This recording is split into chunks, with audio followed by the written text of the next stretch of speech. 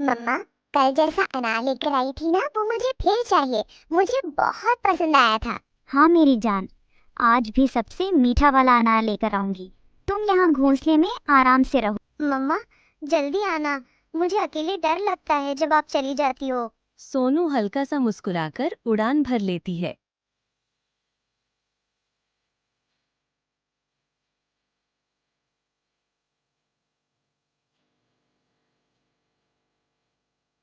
सुनो बहन, मेरा पैर इतना दर्द कर रहा है, उठा भी नहीं जा रहा मुझसे।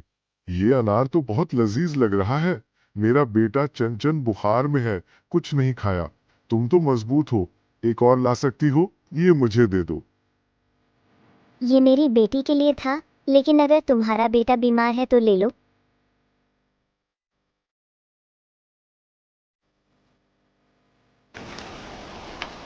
सोनी दूसरा अनार तोड़ रही होती है कि बारिश शुरू हो जाती है।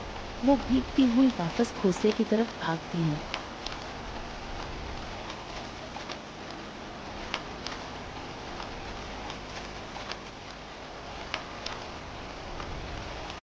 मम्मा अभी तक नहीं आई, कहीं कुछ हो न गया हो।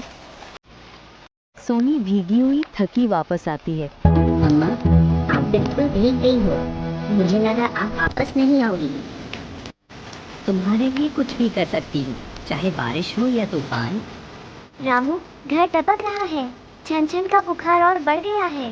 मैं कितनी दफा कह चुकी हूँ, घर ठीक कर लो, घर ठीक कर लो, लेकिन तुम तो हमेशा बेकार पड़े रहते हो रामू। अम्मी, मुझे बहुत ठंड लग रही है। मुझे सब कुछ घूमता हुआ लग रहा है। या अल्लाह, मैं क्या करूं? कहाँ जाऊं? किसी से मदद मांगता हूँ, किसी से दवाई लाता हूँ।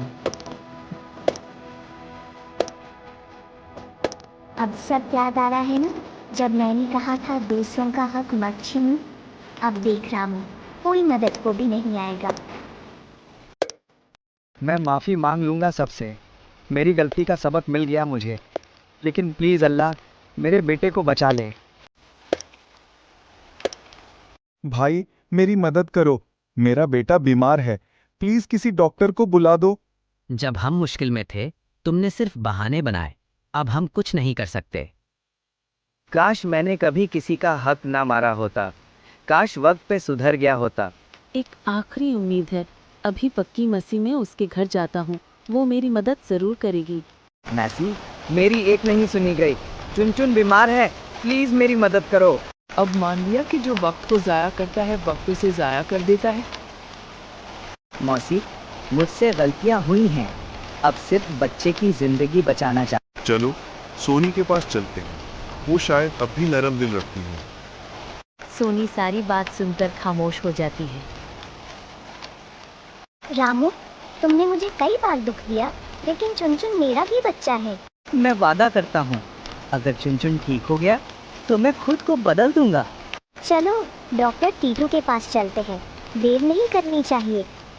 रामू, सोनू, पक्की मौसी और चुनचुन बारिश में डॉक्टर टीटू के क्लिनिक पर पहुंचते हैं।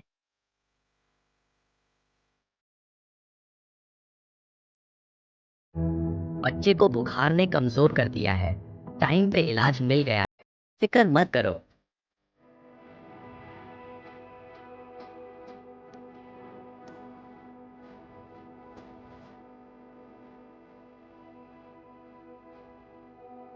अब चुनचुन ठीक था। सब मिलकर चुनचुन को लेकर मासी पक्की के घर आ जाते। रामू का घर टूट गया था, इसलिए मासी ने रामू की फैमिली को अपने घर में जगह दे दी थी। नई सुबह के साथ रामू भी बदल चुका था। इस दफा उसने मेहनत से अपना खाना कमाया, बिना किसी के सहारे के। सब चेहरों पर मुस्कुराहट थी और रामू के दिल में सुकून। आज उसने जान लिया था कि असल खुशी दूसरों के काम आने में है और मेहनत कभी बेकार नहीं जाती, चाहे देर ही क्यों ना हो।